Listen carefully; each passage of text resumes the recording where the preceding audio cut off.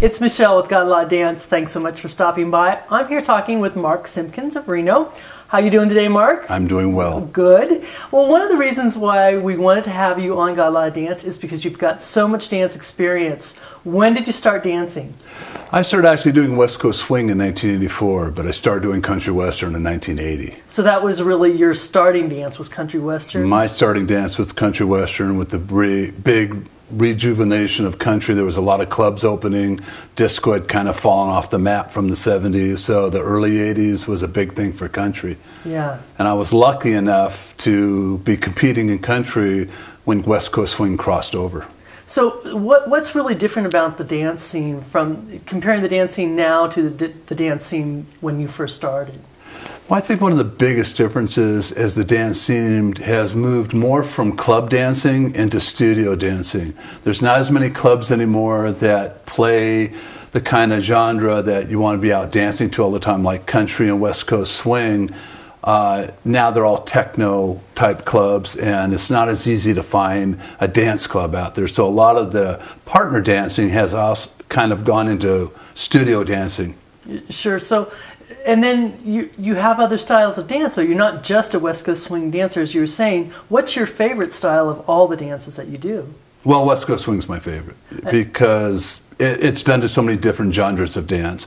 And when you're out, it's real easy to be walking into a bar that's got a little jukebox playing even. If they have a small dance floor and you got a few people in there and you and your partner know how to dance, a hot song comes on, you can get over and start ripping apart the dance floor right there. And I guarantee you, if you go out and start doing West Coast swing in a club where there's not a lot of people dancing, people definitely will stop and watch you. Right, right. So if someone's dancing, they have to be they have to like the show. They have to like to present a show, because you are going to be a show if you go out in public dancing, don't you feel? Exactly. Yeah, I'd say, you know, there is people that are very shy, but when they start dancing, they're actually, the personalities come out in it. And I think West Coast swing's one of the best dances to show people's emotions and how they feel the music. Because a leader can be feeling the music one way, a follower could be feeling the music another way, and you can both interpret it your way within the boundaries of the dance. You know, one of the things that is unique about you, as a lot of people that have seen you out in the dance world, is the different kinds of shoes that you wear. And for someone who's new to West Coast swing, maybe you can point out the differences in the kind of shoes that you like to wear. All right. Well, I'll show you a basic, real good dance shoe to start with. This is a dance shoe that everybody wears. Most all the guys wears. The ladies' shoes are a lot different. There's all kinds of styles in the ladies' shoe, but the man shoe is a basic suede on the bottom and a nice leather top, light dance shoe. But then, if you're going to be out and you're going to be clubbing, or you're going to be practicing, or you want a little more support if you're going to be on your feet a long time, these look like tennis shoes, but they're actually bowling shoes. The suede is already put on the bottom. It's for sliding on bowling alleys, and it holds up very well. These shoes are very cheap. They're about $25 to $30 online. They're just bowling shoes. There's a lot of styles. They come in black and a lot of different colors, and you won't ruin your good shoes if you're out bar hopping or going from club to club and you walk on the asphalt. It's a lot easier to wear these, and they work well with Levi's when you're out absolutely. Just running around. Well, that's a great tip to find out about the bowling shoes, because I know dancing's fun, but it can get a little pricey after a while, so having those kind of tips are great. Another thing that people might want to know is about when they practice, do they really need a partner to practice? No, I don't feel you do. For basic, you don't really need a partner.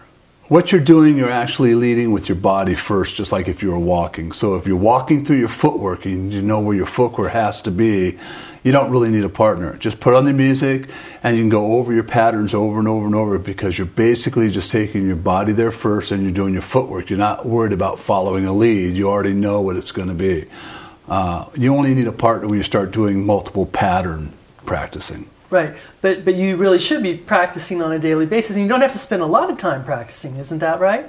Well, I agree. If you walk through all your basic patterns 8 times in a row, that will start getting you muscle memory if you do it every day. If you look at some of the people in the world that have talked about muscle memory, they say it takes 21 days to groove any muscle memory. Now, some people are a little bit more advanced and they're starting to compete. And I know you've been a judge. throughout your experience in dancing. What are some of the things that the judges are looking for that you think dancers should be aware of? Well, one of the real main things is timing. Timing is probably the biggest thing. Partnershiping is a big thing, not out-dancing your partner or showing your partner up or stealing something from your partner. Trying to dance as a team because it is a team dance. But timing and you actually have to have your personality show up on the floor. If you're just out there going through the motions and you look like you're dead on the dance floor, you're not going to project anything to the judges. You're not actually showing them what they're looking for. So look like you're having fun on the dance floor, sure, but they're really going to look at partnershiping and timing in your footwork. So you got to sell what you're doing. Always have to sell it. Yeah. You always have to sell it. Well, thanks a lot for spending some time with us, and we really appreciate your experience and your knowledge. You've got a lot of great ideas and a lot of tips, and if anyone sees you out on the dance floor, they should definitely come up and say hi and ask you for a dance. Well, right? Thank you very much, and thank you for having me on the website. You're welcome. This is Michelle with Got a Lot of Dance, and we'll see you on the dance floor.